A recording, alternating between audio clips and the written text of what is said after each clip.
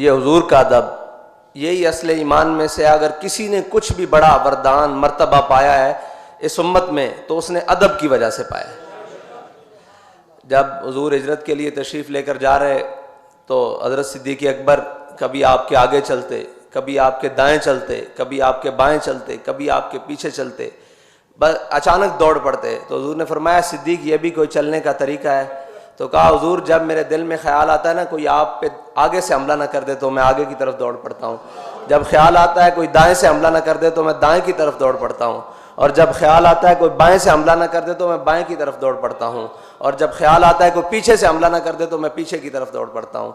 यही हर उम्मती के लिए फ़र्ज है कि जब भी वो हुजूर की इज़्ज़त और नामूस के लिए जहाँ से उसको शक हो कि यहाँ से मेरे नबी की इज़्ज़त पर हमला हो सकता है वो उस जानिब अपनी जान माल सब कुछ लेकर चल पड़े।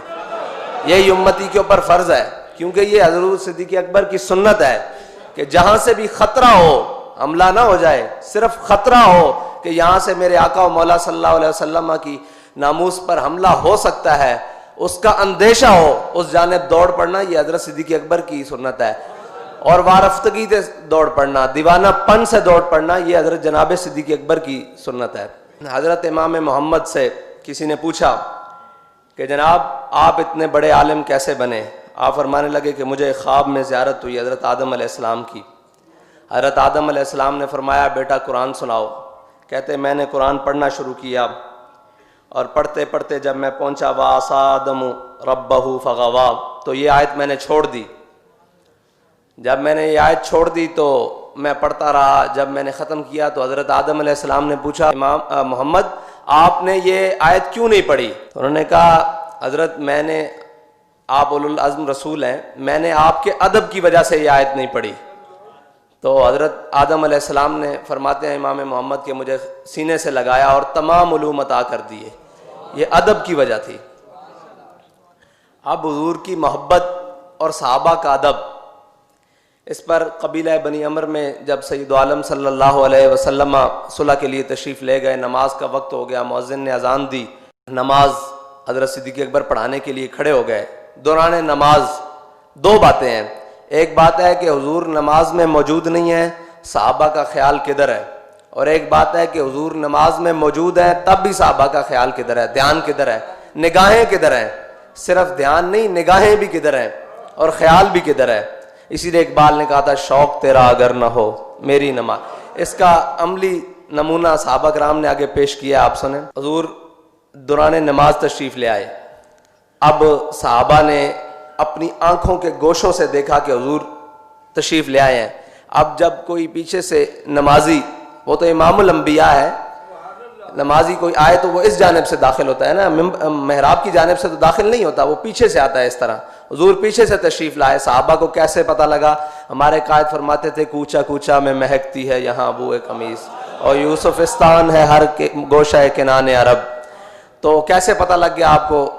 हुजूर की खुशबू आ गई सहाबा को और उसी खुशबू में गुम थे कि वो कहाँ है।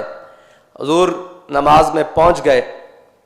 अब सहाबा ने बाज ऐसे ऐसे और बाज ऐसे ऐसे दोनों तरह तस्वीर शुरू कर दी। तो अब हज़रत सिद्दीक़ अकबर ने अपनी आंखों के गोशों से पीछे देखा। तो जब देखा तो जनाब रसूलुल्लाह तशरीफ़ फरमा हो गए, तो आप अपने मुसल्ले से ना पीछे हटने लगे। तो हुजूर ने फरमाया सिद्दीक़ यहीं खड़े रहिए और नमाज अदा कीजिए, मुकम्मल कीजिए। आपने नमाज नहीं पढ़ाई बल्कि पीछे आ गए और पीछे आके सैयद रसूलुल्लाह सल्लल्लाहु अलैहि वसल्लम मुसल्ला पर जलवागर हो गए। आपने नमाज मुकम्मल फरमाई और नमाज मुकम्मल फरमाने के बाद जब सलाम फेरा तो हुजूर ने फरमाया सिद्दीक़ मैंने जब आपको कहा था कि आप नमाज मुकम्मल करें, आपने नमाज क्यों नहीं मुकम्मल की? अर्ज़ की या रसूलल्लाह अबू कुहाफा की बेटे की क्या जरूरत है कि वो आपके मुसल्ले पर खड़ा हो। अल्लाह, ये है वो मकाम जहाँ हुजूर पीछे से तशरीफ़ लाए हैं। हज़रत अनस बिन अबी मरसद अल-गनमी सराया में जाते हुए हुजूर ने सहाबा से कहा कि वो सामने चोटी पर हमारे लिए पैरा इस रात कौन देगा ताकि इस जानिब से हमारे ऊपर दुश्मन हमला न करे। तो हज़रत अनस बिन अबी मरसद अल-गनमी खड़े हुए, फरमाया हुजूर मैं पैरा दूंगा। रात गुजरी, सुबह फजर के टाइम हुजूर ने पूछा कि वो हमारा शाह सवार नहीं आया? उन्होंने कहा हुजूर अभी तक तो कोई नहीं आया। अब नमाज खड़ी हो गई। अब नमाज में आपको पता है कि जो नमाज अदा कर रहा हो उसकी नज़र क़याम के दौरान कहाँ होनी चाहिए? सजदे की जगह पे ना। लेकिन आए हाय, साहबा की नज़रें कहाँ हैं? देखिए, साहबा कहते हैं हुजूर नमाज के दौरान सामने झाड़ियों में देख रहे हैं। हुजूर तो झाड़ियों में देख रहे हैं, साहबा कहाँ देख रहे हैं? वो हुजूर की आंखों की तरफ देख रहे हैं। हुजूर पीछे से आए, उनका ध्यान हुजूर की तरफ। हुजूर सामने खड़े हैं, हुजूर सामने देख रहे हैं, उनका ध्यान फिर हुजूर की तरफ।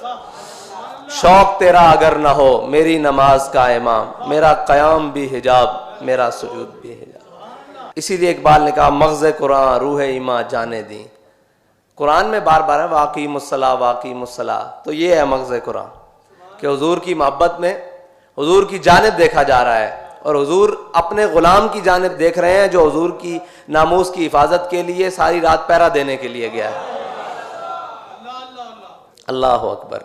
ये है हुजूर की नामूस पर, हुजूर के दीन पर काम करने का एक छोटा सा सिला कि नमाज में हुजूर अपने ग़ुलाम की जानिब देख रहे हैं। नमाज ख़त्म हुई, सामने झाड़ियों में से एक शाह सवार नमूदार हुए। हुजूर ने फरमाया वो हमारा शाह सवार आ गया। तेरी हर अदा पे है जां फिदा, मुझे हर अदा ने मजा दिया। हुजूर ने फरमाया, अब हमारे कायद फरमाते थे, हुजूर ने पूछा कि राती सुते रहो या पैरा देंदे रहो? मैंने कहा हुजूर कज़ाए हाजत वास्ते या वजू वास्ते थले उतरे हैं, बाकी सारी रात घोड़े दे उत्ते पैरा देता। तो हुजूर ने फिर दुआ दी, अल्लाह